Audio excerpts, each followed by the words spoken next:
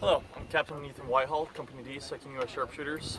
Today's video we're going to be talking about tents, specifically officers' quarters.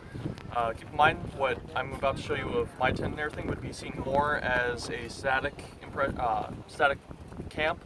So winter quarters, camp of instruction, everything like that.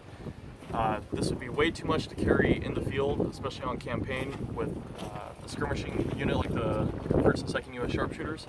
Anyways, inside my tent, if you'd like to follow me. So this is more of what would have been seen with an officer's quarters. I have a canvas wood frame cot that was made by our first sergeant. I would have various boxes of gear. This one holds more of my spare uniforms, comforts from home, everything like that. Inside of this one would be more of my other personal gear. I usually keep leathers, that kind of stuff in here. Pistol, I don't like carrying pistols on the field. They're heavy, they're cumbersome, plus I wouldn't be doing my job as a captain if I had to defend myself with a pistol. I have a whole company to do that. They have more rifles and shoot farther than a pistol, but every now and then I do like to carry it out, just have a little bit of fun. So over here, this is more the mainstay of my tent and the reason why I would have this. This is my field desk. We'll be getting into this more in a later video. But obviously this would be my office. As the company commander, my job is more of paperwork and keeping track of records of rifles, ammunition, uniforms, and sending that to the regiment, therefore getting our returns and requisitioning for more uniforms, rifles, ammunition, things like that. I do like to keep it a little comfy. Normally I do have a chair here, however that's being used by one of our ladies. Lanterns, obviously, I'm going to be riding at night, doing my officer duties inside my tent. I do have my greatcoat hanging just for quick use instead of having to dig through my box trying to get everything out. It can get cold some nights, so this is a great blanket as well as a coat, which I love the name.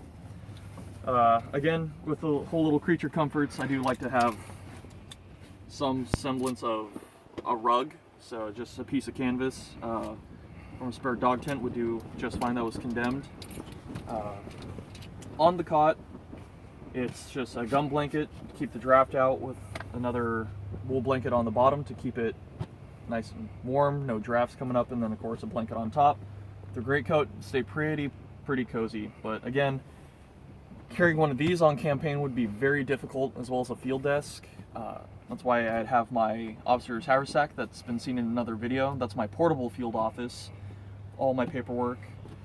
I do keep my target rifle underneath my bed. Again, an officer really wouldn't carry a target rifle. There were some. The chaplain of the 2nd U.S. Sharpshooters, known as the Fighting Parson, did actually carry a target rifle readily into combat and used it to pretty good effect from what some stories have been told. However, again, would have been kept on the regimental wagons, but seldom used, just like a cot. Again, more static, winter quarters, that kind of thing, when we're not marching 100 miles in a couple days to go fight the enemy. This would have just been camp, nothing's going on, everything like that.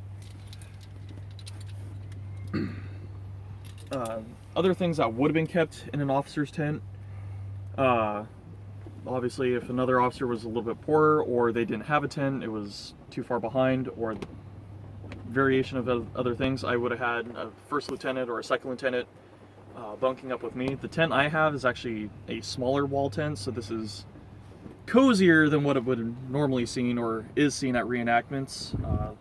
Some people decide to actually have a 4-post bed in their wall tent.